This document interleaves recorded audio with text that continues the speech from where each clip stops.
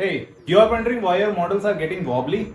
No matter what you do, and you want your models to look clean and professional, then this video will be a goldmine for you. I have my 5 top secrets which I will be revealing in this video, and I'm sure those secrets will help you to get a clean and professional looking models. So let's begin. So the first secret tip is to use big draw size.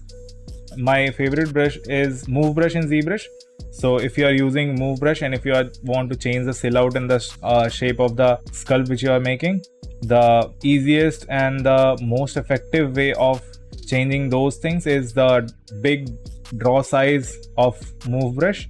That will easily help you to just change your shapes and proportions properly so that you will not get the bumpy shapes and all.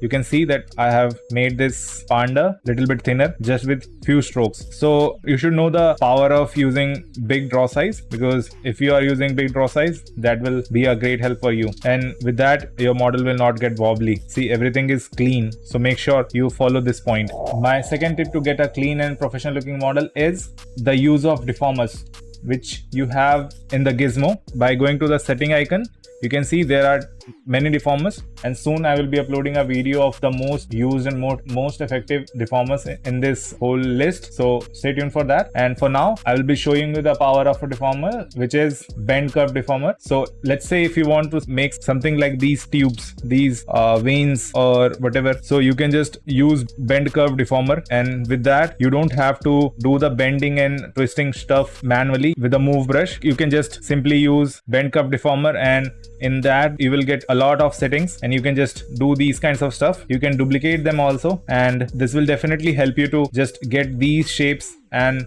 these forms right so that you don't have to use move brush. So there is a lot of power in the ZBrush deformers. I will be making videos about the deformers in details, like top most used deformers. So like this, you can just get this kind of a clean curve and clean kind of shape. So the second point was about the use of deformers. You can use the deformers. There are different ways to use the deformers. This was the one way, but in my deformer video, I'll be telling you about details of some of the most used deformers which I use. The third secret is having a subdivision level. What I mean by subdivision level is that if you see this model right now, if I turn on the polyframe, you will see that this mesh is quite dense. Right now it's like active points are 3.315 million. So right now this mesh is quite dense, but I have subdivision levels on it. So I can reduce the subdivision level. It will take a few seconds. Then with the move brush, I can just change the shapes and the forms if I want to. It's very easy. If you have a subdivision level, you can just easily go and change the shapes and forms, whatever you want to do with just your move brush, and that too with a big draw size of a move brush, so that your model will not get wobbly. And after that, you can just increase the subdivision level again. So this was the third key point which most of the beginner artists don't usually use. So just make sure to get a shape of your model. After that, just zero mesh that model and have a subdivision level, and then start working on the model. Let's say with this veins shape, if I select it, and you can see right now these are quite high resolution, these are dynamized. So let's say if I want to change the shapes and forms of these things, I can do this with big draw size. But frankly speaking, if your PC is not that powerful, it will be very hard to just edit this mesh. But let's say if you have subdivision level on these meshes, every mesh, you can just go to the lowest subdivision and just edit the shape, then move forward and increase the subdivision level again. So this was the third and most kind of used trick in all these lists. And now it's time to move on to the fourth tip. Fourth tip is something related to the blocking stage of your character. When you start making any character, any model, any creature, you have to have a blocking where you can just block out each and every shape with the basic primitives which are there in ZBrush. With the basic primitive, you can just block out the shapes, and those shapes will be the guiding rules or guiding point or the base of your whole sculpt. It's like the primary things which you have to block out so that you can refine your model at the later stage. But let's say if you haven't done your blocking pass well, then it will be very hard for you to just go and see a rough pass of your model in the beginning itself. In this example, I have been sculpting this Pikachu model, and I will be making a separate video about this stuff. but you can see that this is currently in the blocking stage. I have blocked out the hat, blocked out the face, little bit of eyes, nose and ears, tails, everything I have blocked out. You can see in polyframe, if you turn off the line option, line button which is there, if you turn off this thing, you will see the colors. So these are different polygroups which are there, and similar to that I have few of the other examples which I found on internet. But this is kind of a stuff which I am talking about. If you have done your blocking pass well, it will be very easy for you to later on go and just add details on top of these models and these shapes, which I have done here with this model.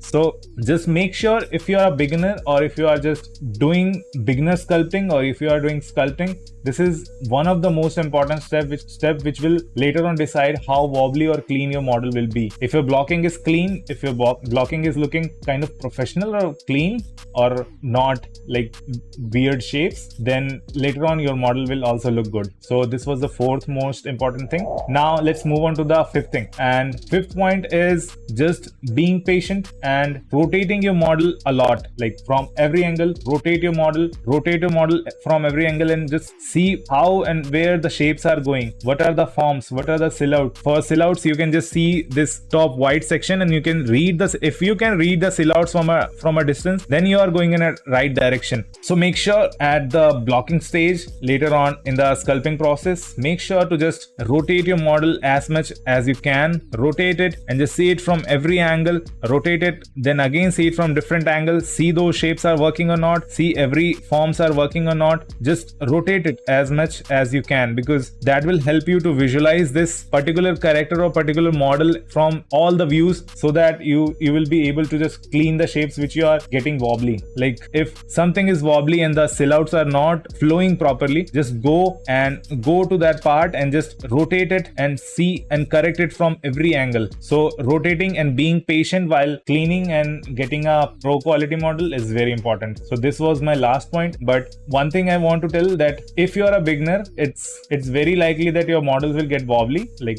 those will look like a beginner because you are a beginner. So just make sure to keep going, keep refining and keep learning things. At some point you will be able to just see that you are growing. You will be able to see that you are growing. Like let's say if your first model will be very bad, then after that you will improve. Then after doing 3, 4, 5 sculpts, you will be in a much better position. And just make sure to sculpt a lot. Have fun while sculpting. If you're getting wobbly models, these tips are there, but make sure to just go with the flow. Just do 1 sculpt, 2 sculpt, 3 sculpt, and just try to make small characters, cute characters, round shapes characters, because round shapes or clean shapes characters, so that you just get the hang of the ZBrush. After that you will be able to just go to the detail characters and all. But if you are a beginner and if you are learning, make sure to just stick to small characters, cartoonish characters, not like hyper realistic characters, because if you are making a skull or a head, you should be aware of the underlying structure of the model. You will not be able to like make the things properly, because in the real world anatomy is there, and anatomy is a different subject in itself. But let's say if you are making this kind of stuff, it's very good for a beginner artist to just start. That's why on my channel I'm just focusing on these things right now. It's not like I can't make characters. This Venom character is made by me, and I'm making these kinds of characters more. But yeah, later on we will be moving on to the detailed characters. Right now I'm just trying to start with the basics and all. So these were my tips related to getting a clean and good pro quality models, and I hope these tips will help you. And so yeah, just keep sculpting, and if you have any doubt and question, just let me know in the comment section. And if you are not enjoying the sculpting process, then also let me know. I'll make it fun for you. And thank you so much for watching. Stay tuned for the future videos.